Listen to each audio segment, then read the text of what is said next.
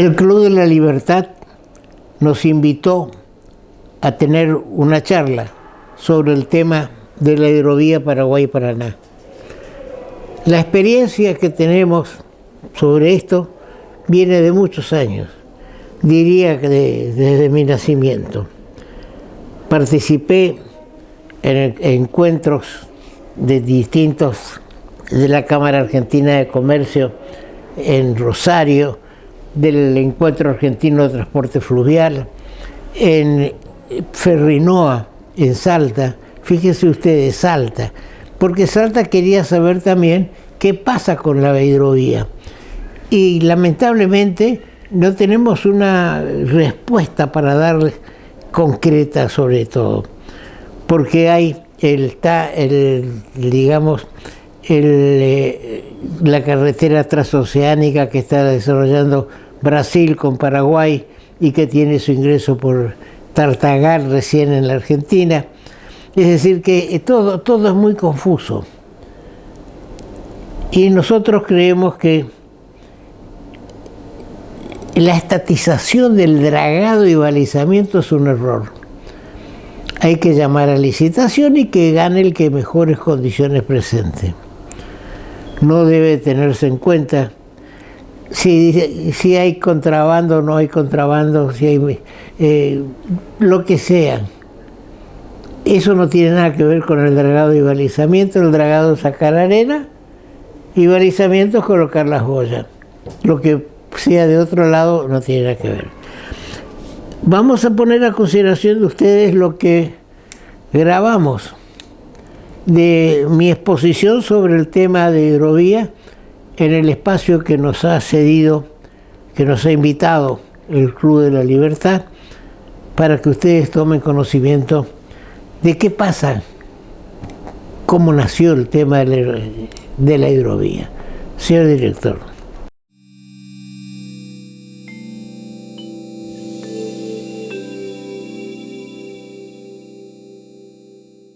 Ayer, hoy y siempre.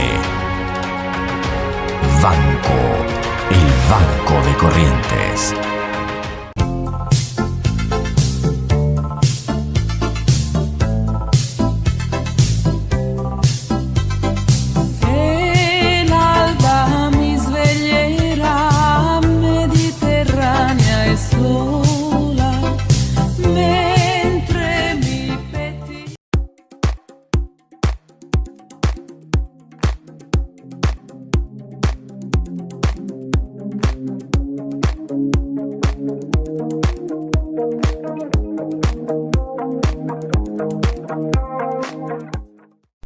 La mejor manera de prevenir el COVID-19 es cuidarnos. Usa barbijo siempre.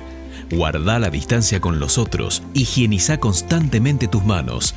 Seguí disfrutando con todos los cuidados. Si sentís síntomas como fiebre, tos, dolor de garganta, pérdida de olfato o gusto, toma las precauciones necesarias.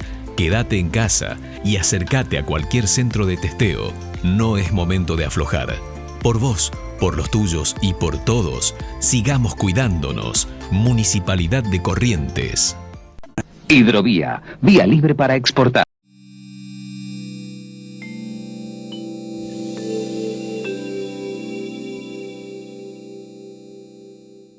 Bueno, buen día a todos.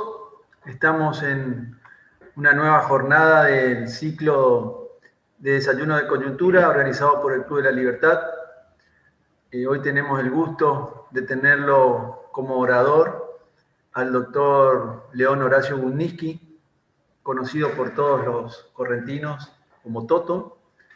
El doctor Gundniski es abogado. Una particularidad que siempre me llamó la atención del doctor Gundniski es que recibió su título de abogado, si no me equivoco, a los 20 años. Eso es algo que quiero destacar para la calidad de intelectual con el que estamos por entablar conversación. Se recibió en la Universidad Nacional de La Plata, ex presidente del Consejo Federal de Hidrovía, profesor adjunto, profesor titular del Derecho de la Navegación y adjunto de Transporte en la Universidad Nacional del Nordeste, fue diputado provincial, también fue ministro de Educación y de Salud, si me puede corregir, si no el doctor, si no me equivoco, pero el ministro de Educación, sí, así es periodista, es productor, actualmente tiene un programa en la televisión local, las provincias también existen, donde hemos tenido el honor de ser invitados por el doctor Gurnicki para hablar de temas de actualidad en la ciudad, en la provincia de Corrientes. Hoy vamos a hablar de un tema que está en el tapete, el tema de la hidrovía, cuál es el presente de la hidrovía. El doctor nos va a poder con su experiencia, me olvidé decir, él también fue parte de la sociedad Astilleros Corrientes, una de las empresas de mecánica pesada, creo que la única empresa en Corrientes, y él tiene una vasta experiencia y nos va a poder contar cuál es el presente de la hidrovía. El método es, el doctor Gurnicki va a tener 20-25 minutos para llevar adelante una exposición, y luego de eso podríamos, en todos los que estamos presentes, realizarle preguntas e iniciar un conversatorio para ir entendiendo un poco este tema de la hidrovía. Que bueno, como todos sabemos, hoy se encuentra la concesión prorrogada por 90 días, así que estamos viviendo momentos claves y fundamentales para ver si esta gran concreción de hace 25 años no tiene un retroceso importante en estos próximos meses. Así que bueno, los dejo a todos los presentes en nombre del Club de la Libertad. Tengo el honor de presentarlo al doctor Leonor Horacio Gurnicki y lo dejamos a él en el uso de la palabra. Buen día, Toto. Bien, muchas gracias por todo lo que has dicho y quiero hacer una pequeña síntesis de agregar a lo que has dicho. Yo nací en una empresa de navegación de mi padre, Samuel Gurnicki, ciudadano distinguido por el Consejo Deliberante de la ciudad. Por eso, nada de esto me es extraño.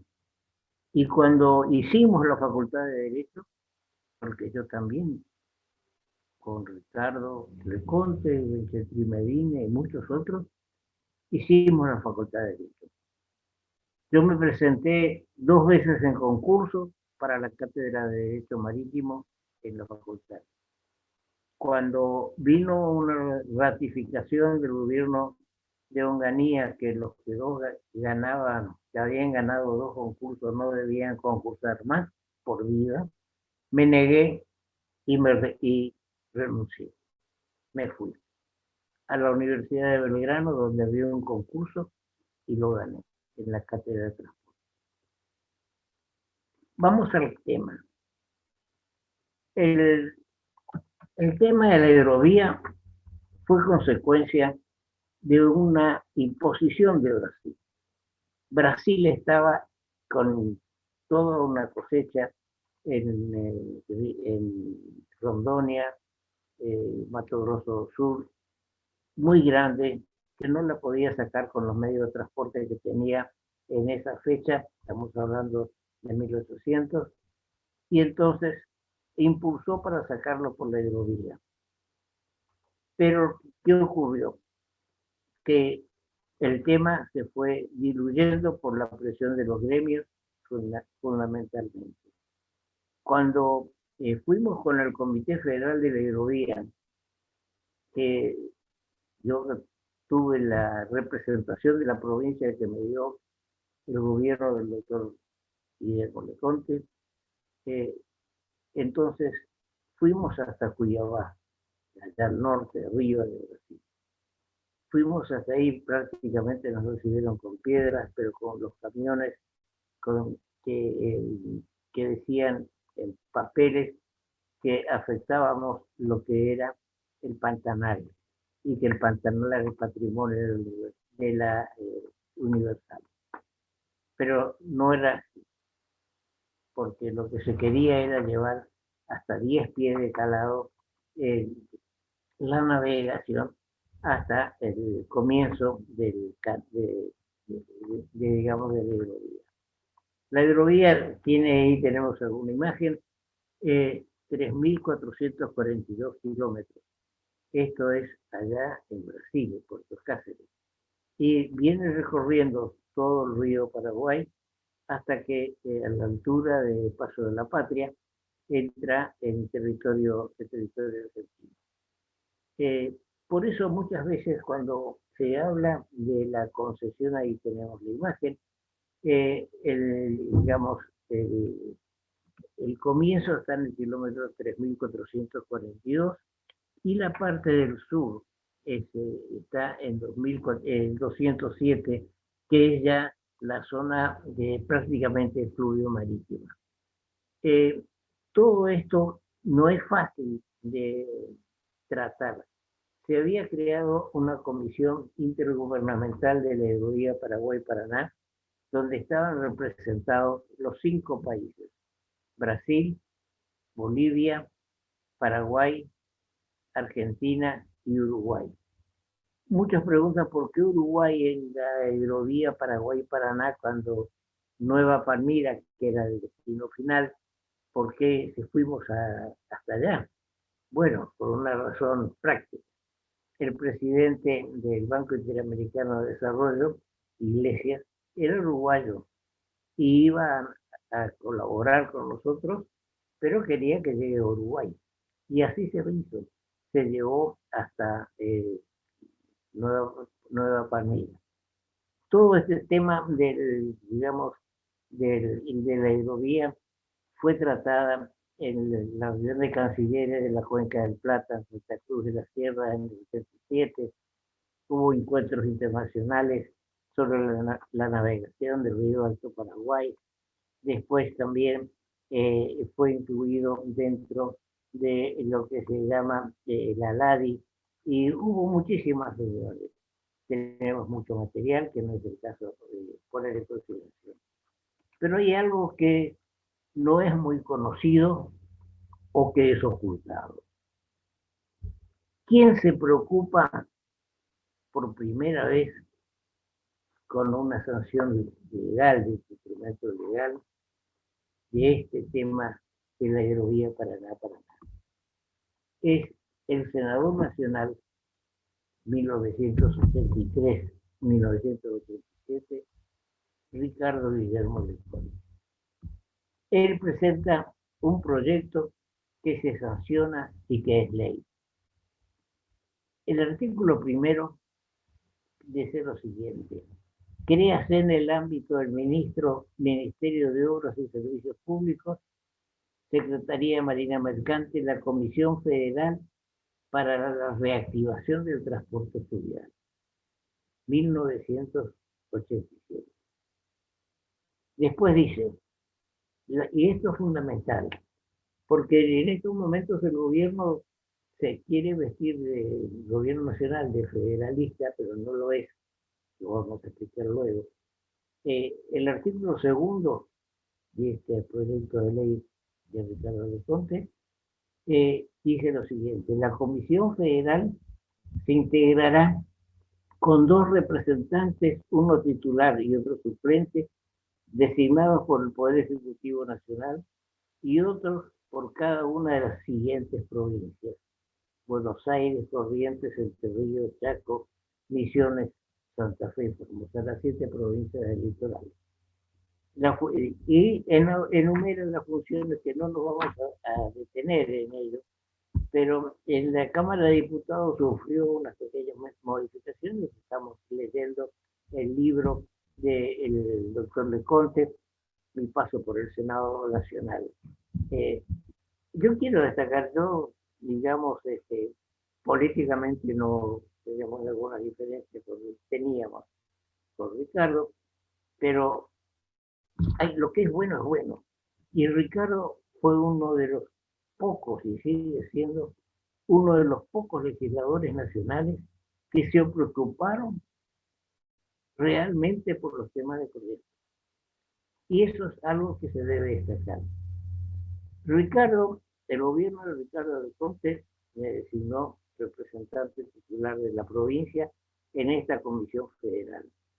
Reunidos los representantes de todo el país y impulsados era ministro en ese entonces, Domingo Cavallo, y subsecretario Schiaretti, que actualmente es gobernador de la provincia de Córdoba, nos impulsaron para que nos constituyéramos y empezáramos a trabajar, y así lo hicimos. Hicimos muchas reuniones en Brasil, en Paraguay, en todos los lugares, las provincias argentinas, y hicimos mucho. Siguiendo con esta concepción, quiero declarar y estar en claro que la posición de Ricardo León,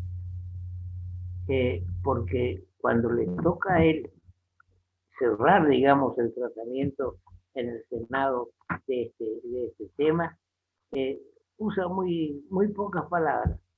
Dice,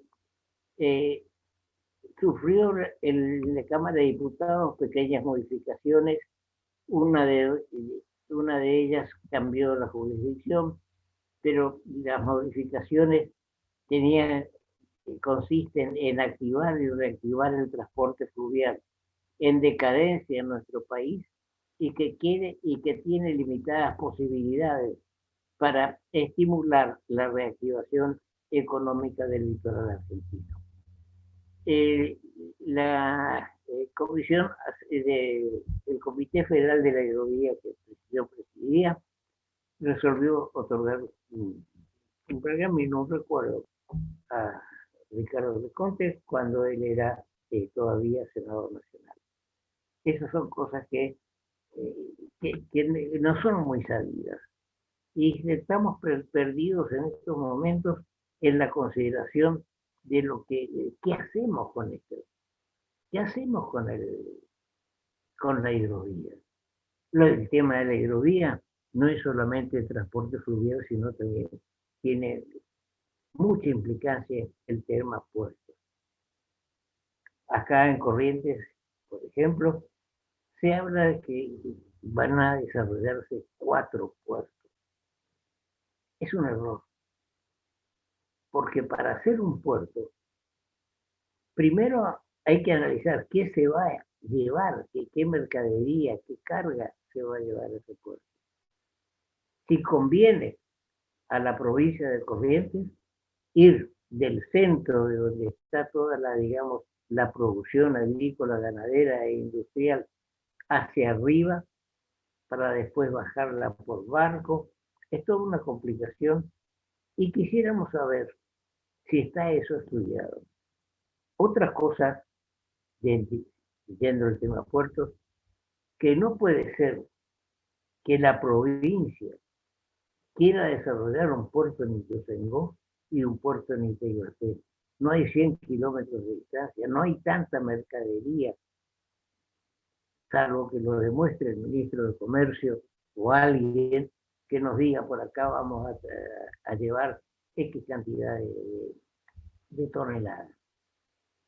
La provincia debería tener un puerto en el Alto Paraná, que me inclino por Ituzaingó, no porque el gobernador sea de Ituzaingó, sino porque, por ejemplo, hay 2 Andresitos a la altura de Misiones, un Andresito argentino y un Andresito brasilero. Los brasileños quieren llevar otra vez la soja, toda su producción, a la hidrovía, porque no tienen cómo llevar directamente al puerto de Santos. Lo hacen, pero con mucha dificultad. Entonces le ofrecieron al gobierno argentino hacer un puente entre los 2 Andresitos para poder pasar, digamos, con la mercadería y llevarlos a los puertos de Posadas y Santa Ana. En Posadas y Santa Ana, que nosotros le llamamos Alto Paraná, pero que los brasileños no lo reconocen como Alto Paraná, porque para ellos el Alto Paraná es más allá de la represa de Itaipú.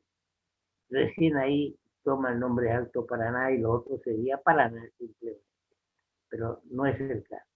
Ahora, propuse, digamos, por los medios, que no tengo lamentablemente un acceso directo con el gobernador, de que se hablara con la gente brasilera de Andresito y se le haga ver que es más conveniente, porque tienen que llevar en camiones de Andresito a las Posadas o Santa Ana. Entonces, es más conveniente que los lleven a Ituzaingó, con lo cual no pasan por la represa de Yacyretá, que tiene su costo. También no sé en qué condiciones puede el camino que tiene la represa de Yacyretá y recibir camiones con carga desde esa zona de Paraguay y cuál es la producción de Paraguay en esa zona. Todo eso tiene que hablar.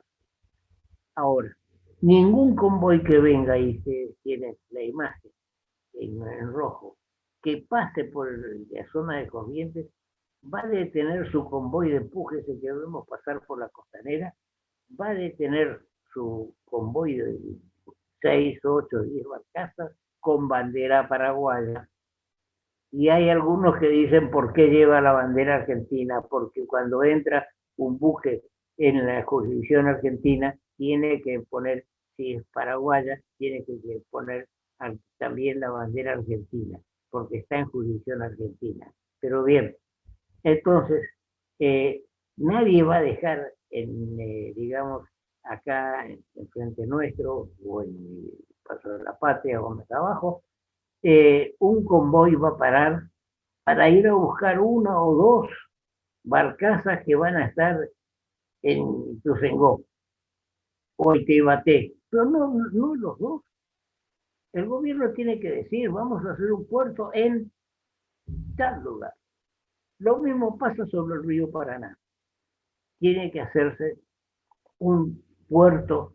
Mi idea es un puerto en el Alto Paraná, en nuestro Alto Paraná, y otro puerto en el Paraná que sería el de la Valle, que está, que se construye y no se construye, pero ahora apareció que van a hacer en la zona del Sombrero, por ahí, un puerto más.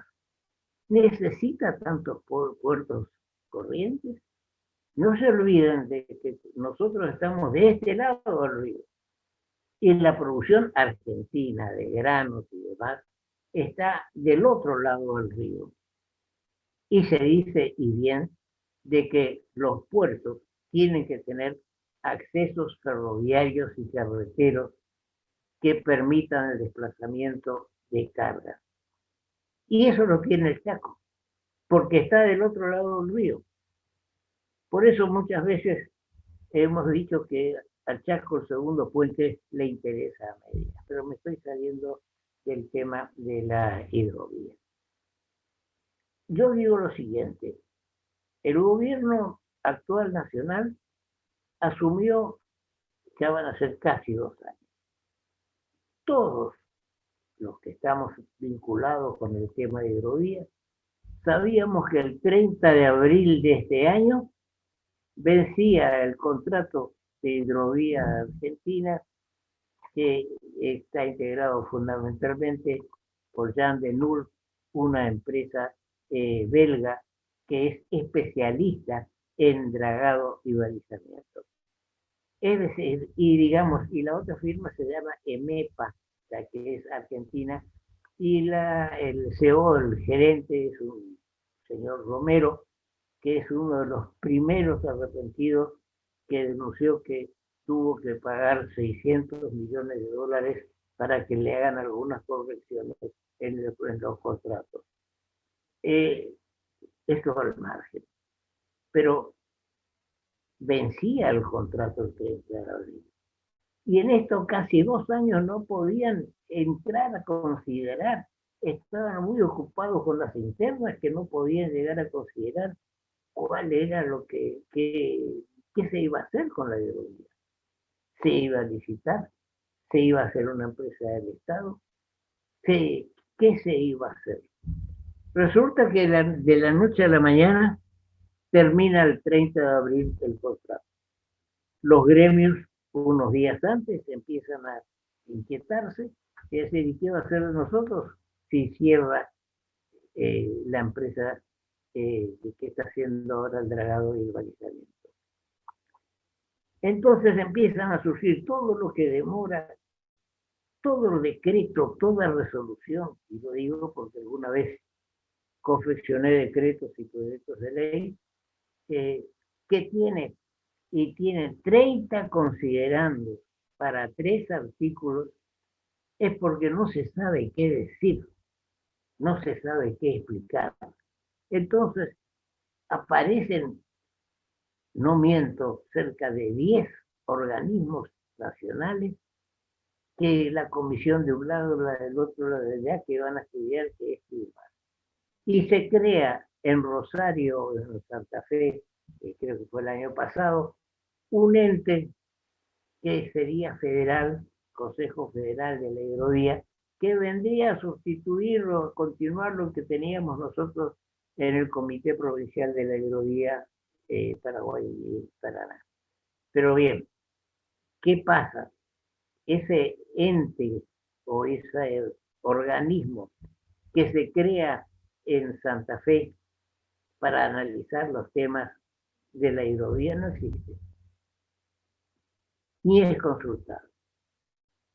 A tal punto que cuando se resuelve, ya sobre el día 29-30 de abril, que instrúyase a EMEPA, concesionaria de la hidrovía Paraguay y del dragado y balizamiento, a que continúe por 90 días una orden, porque si se dice instrúyase, le está dando una orden, que puede ser aceptada o no.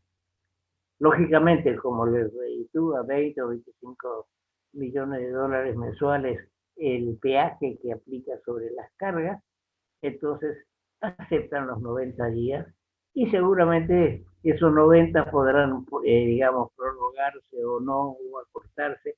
Es una situación muy indefinida.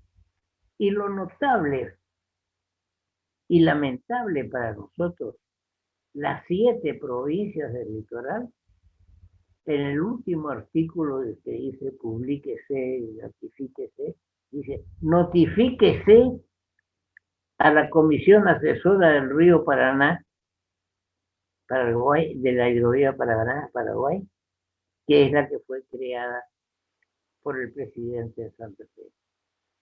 No le pidieron en su momento opinión a esa comisión sobre la prórroga. Y directamente le dice notifíquese. Ahora, esta comisión, que reitero, hay como 10 o 12 comisiones nombradas en los considerandos. Entonces, esta comisión está constituida en los papeles, no funciona, por el 51% de 3 ministerios nacionales y el otro 49%, 7 provincias, digamos, a prorratear 49% de las 7, que tiene como función única y principal asesorar en todos los temas vinculados con la hidrovía. Pero en este tema de la prórroga de la concesión, le dijeron notifíquese, pase por mesa de entrada y firme si quiere, si no se lo mandamos por correo.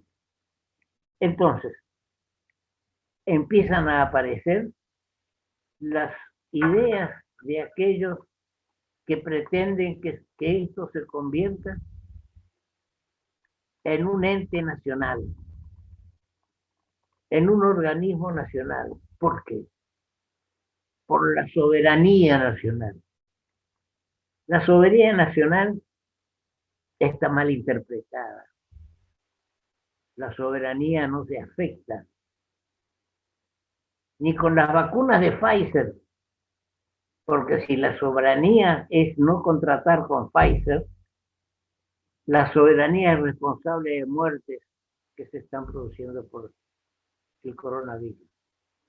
Y me hace acordar qué pasó, porque ya tengo 88 años y conservo alguna memoria, cuando se nacionalizaron los ferrocarriles en la época de Perón. Se nacionalizaron los ferrocarriles, ¿y quién era el ministro de Economía de la Nación? Martínez de Oz, que dijo, y lo recuerdo, pagamos 1 millón de libras esterlinas del 46 o 47, por ahí, por razones sentimentales. Los ferrocarriles son nuestros, era la publicidad, en todos lados. ¿Y qué pasó? Los ferrocarriles dejaron de funcionar en la Argentina. ¿Y entonces qué queremos? Crear una empresa de dragado y balizamiento para decir, el río es nuestro, la soberanía es nuestra. La soberanía es algo muy importante, como para hacerla jugar en una pequeña o en una gran concesión de obra pública, contemplada en las leyes que rigen en nuestro país. Entonces, dentro de, si hacemos que todo esto sea, digamos, el dragado y el balizamiento, quede a cargo de una empresa nacional, guarda que no nos pase como con los ferrocarriles. El dragado y balizamiento es nacional, es nuestro, y después los buques no pueden navegar porque no hay calado suficiente. Tenemos información sobre los distintos calados en las distintas, digamos, concesiones que hay. La concesión que tiene por 25 años esta firma MEPA y Jean de Null contempla el dragado y balizamiento hasta las afueras del puerto de Santa Fe. No va más arriba. Y la obligación que le crean por 90 días es para que siga con el dragado y balizamiento hasta el puerto de Santa Fe. Nosotros no existimos. Pero bien, esta comisión, aunque no funciona, y con esto tengo unos minutos, digamos, se constituyó con las 7 provincias y ministerios nacionales. Y abajo dice el decreto, y todas aquellas asociaciones que quieran incorporarse. ¿Saben cuántas asociaciones se incorporaron? Más de 60, 70. ¿Qué pueden resolver o aconsejar 60, 70 organizaciones de todo tipo que no las leo por razones de tiempo? Ahora, y esto sí es más grave todavía, esta comisión pidió a los organismos que figuran en la ley y los que se incorporan por esta invitación a que hagan llegar proyectos o sugerencias para la explotación de la hidrovía Paraguay-Paraná. La provincia de Corrientes es una de las 7 provincias fundadoras de este Consejo Asesor. Lamentablemente, hay 70, 60 propuestas. Gobierno de Santa Fe, distintas organizaciones, un barullo. Pero la provincia de Corrientes no emite opinión. No hizo llegar ninguna opinión. Y es necesario que opinemos. Así como estamos haciendo ahora, hay muchos que seguramente no van, o pocos que no van a coincidir con lo que yo digo. Pero acá hay que licitar, una licitación clara para la explotación del dragado y balizamiento.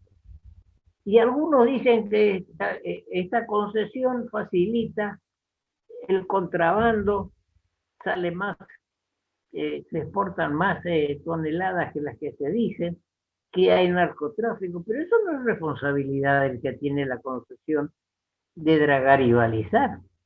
Si hay contrabando, si hay drogadicción, que la hay, eso es responsabilidad de las fuerzas de seguridad del país.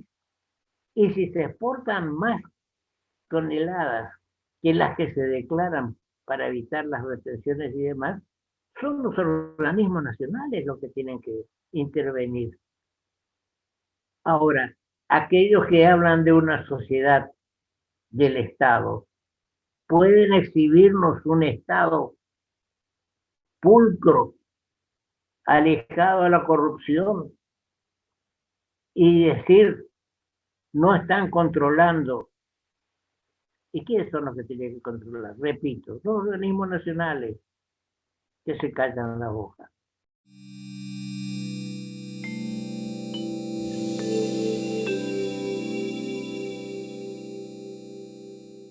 Ayer, hoy y siempre. Banco, el Banco de Corrientes.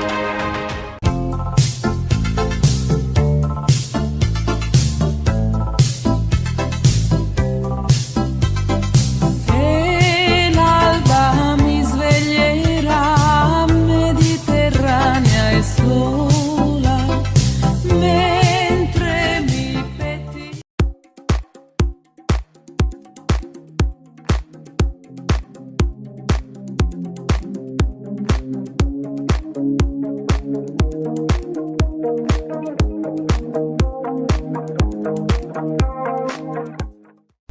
La mejor manera de prevenir el COVID-19 es cuidarnos.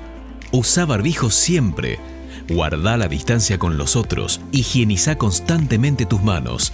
Seguí disfrutando con todos los cuidados. Si sentís síntomas como fiebre, tos, dolor de garganta, pérdida de olfato o gusto, toma las precauciones necesarias. Quédate en casa y acércate a cualquier centro de testeo. No es momento de aflojar. Por vos, por los tuyos y por todos, sigamos cuidándonos. Municipalidad de Corrientes. Hidrovía, vía libre para exportar.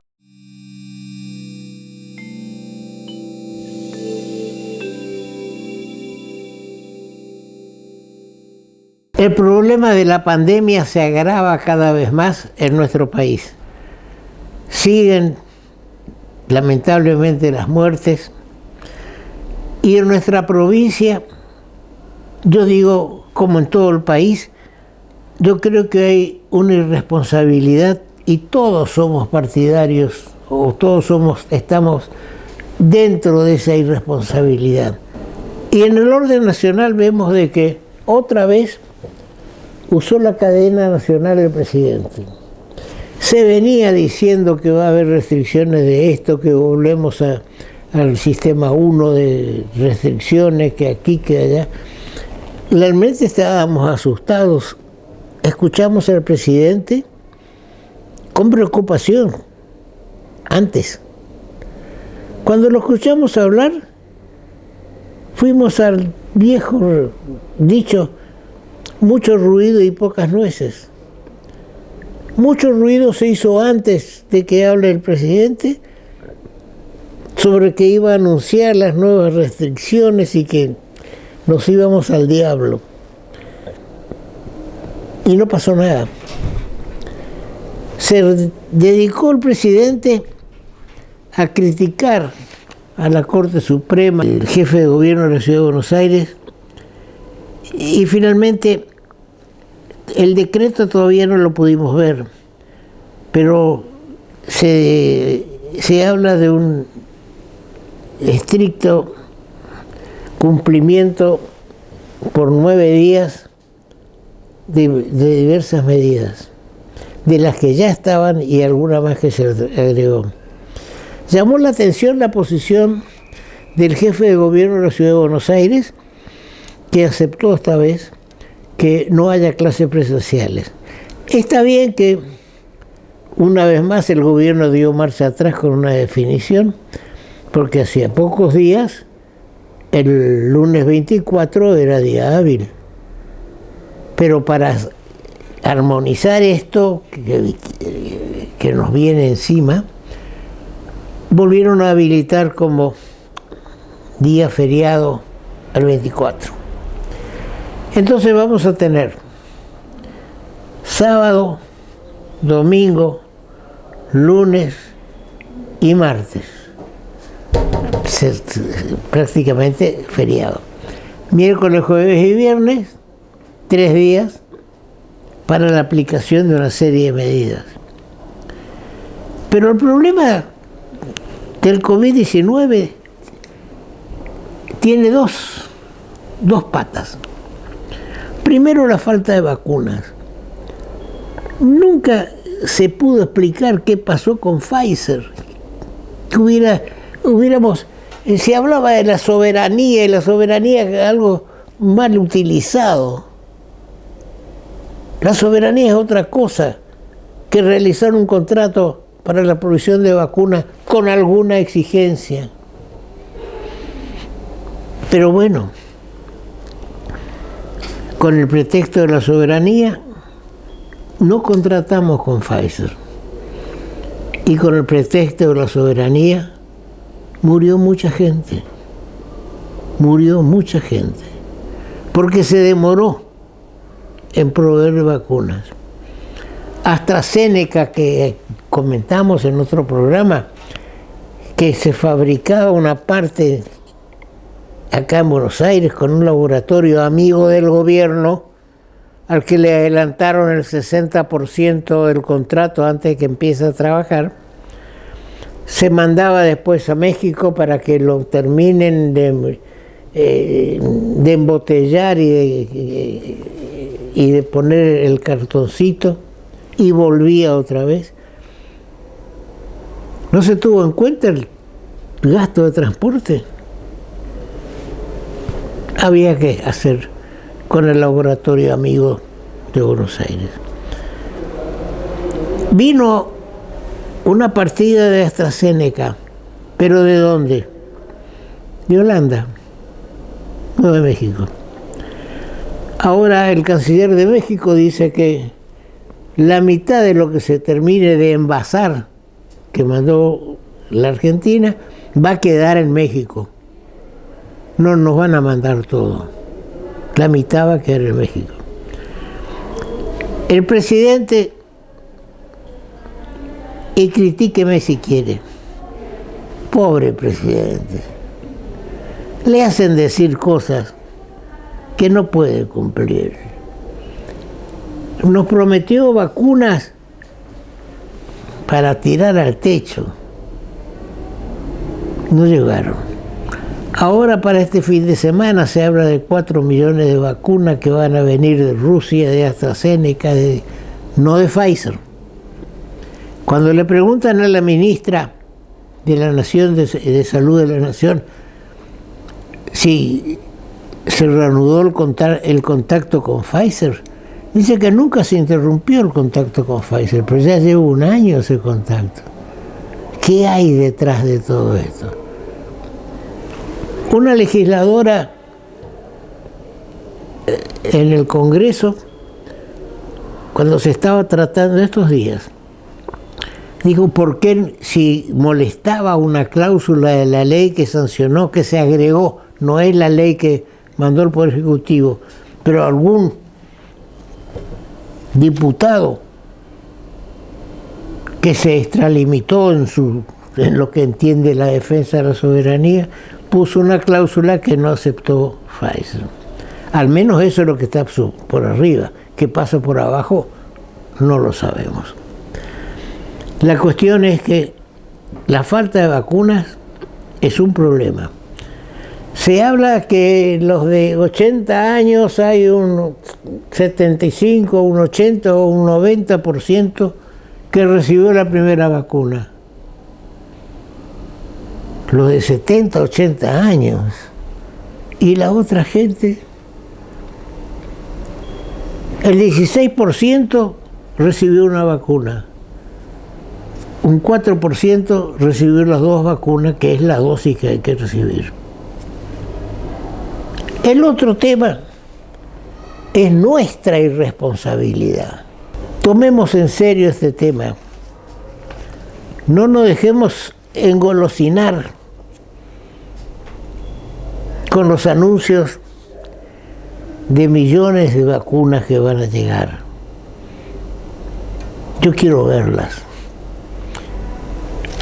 Por ahí se dijo, y repito, este es un dato viejo, que habían llegado 11 millones de vacunas y se habían aplicado 8 o 9 millones. ¿Y por qué? Si llegan 11 millones, deben aplicarse 11 millones, lo antes posible. No se puede esperar. Ahora va a venir, dicen que va a venir este fin de semana, un avión de Rusia, otro avión de otro lado, que aquí, que de allá, que vamos a tener 4 millones o más de vacunas. No se dice qué es esos 4 millones. Son de frasquitos. El frasquito tiene 2, 3 dosis o una sola. Se toma para una dosis y después no sirve. O se toma para una dosis, se aplica, después se toma para la segunda, se aplica, tercera. Queremos saber. ¿Por qué no nos explica? Porque si es como yo estaba pensando, si vienen 4 millones y cada frasquito sirve para 4, estamos con posibilidad de vacunar a 16 millones. Ahora, si no es así, vacunamos a 4 millones. Y hay que vacunar, autorizar, como es Estados Unidos, las farmacias, en la playa, en cualquier lado hay que aplicar. No es ningún secreto. Yo soy diabético hace 30 años o más y me aplico todos los días insulina. Y sé cómo se hace. Y propuse, me ofrezco como vacunador. Si lo que falta son vacunadores. Es una cosa sencilla. No hace falta estudio universitario para ser vacunador. ¿Por qué no se autoriza a las farmacias que vacunen? Si es que hay vacunas. Escuchaba que si no llegan estos aviones con vacunas este fin de semana, vamos a quedar sin vacunas. Y el tema va a ser más grave. El presidente, en su locución de anoche, se dedicó a criticar la actitud de la Ciudad Autónoma de Buenos Aires con referencia a las clases presenciales. Y aprovechó para decir que la justicia estuvo en contra de la salud. Fue un discurso político, dirigido a aquellos que todavía le creen al gobierno. Si es que no llegan esos 4 millones, el desprestigio del gobierno va a ser más grande. Por eso digo, pobre presidente, porque a él le dijeron va a llegar y no llega. Tenían que llegar en enero, tenían que llegar en diciembre. Para marzo íbamos a estar todo el mundo vacunado. Estamos en mayo, casi en junio. Pero bien, fundamental que cumplamos con el protocolo. Si había, ahora se suspendieron por el momento, pero para cuando se pueda volver a hacer reuniones sociales, que no se ponga esa música que aturde y que incita a bailar.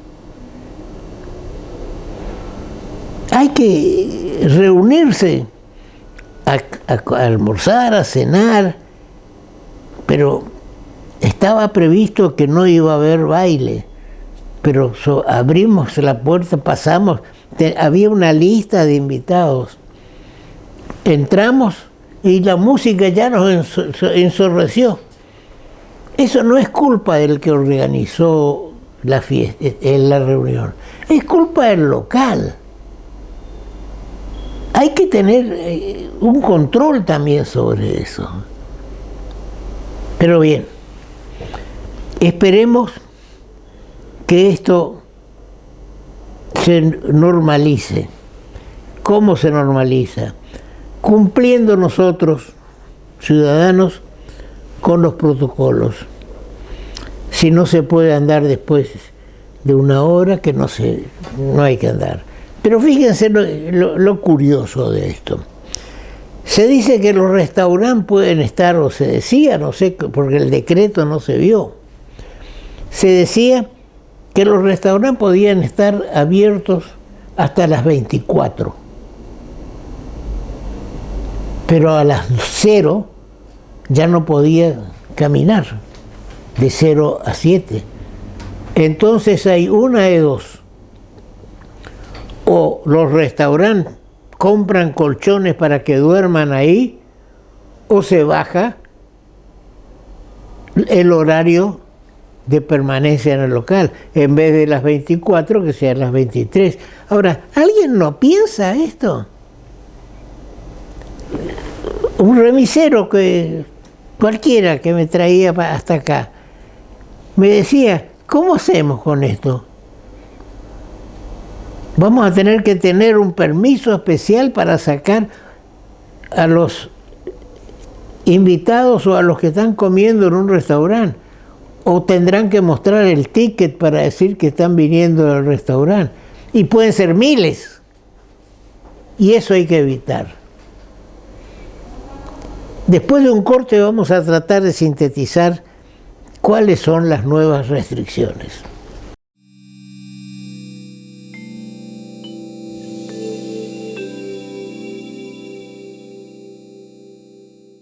Ayer, hoy y siempre. Banco, el Banco de Corrientes.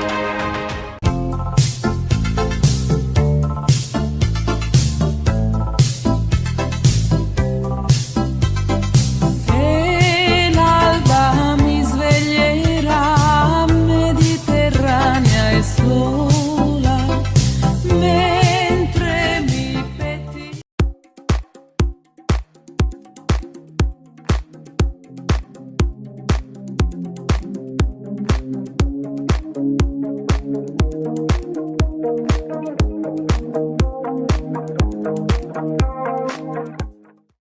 La mejor manera de prevenir el COVID-19 es cuidarnos. Usa barbijo siempre.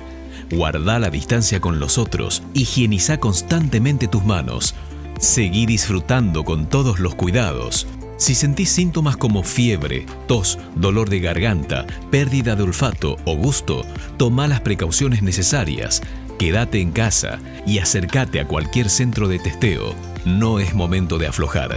Por vos, por los tuyos y por todos, sigamos cuidándonos. Municipalidad de Corrientes. Hidrovía, vía libre para exportar.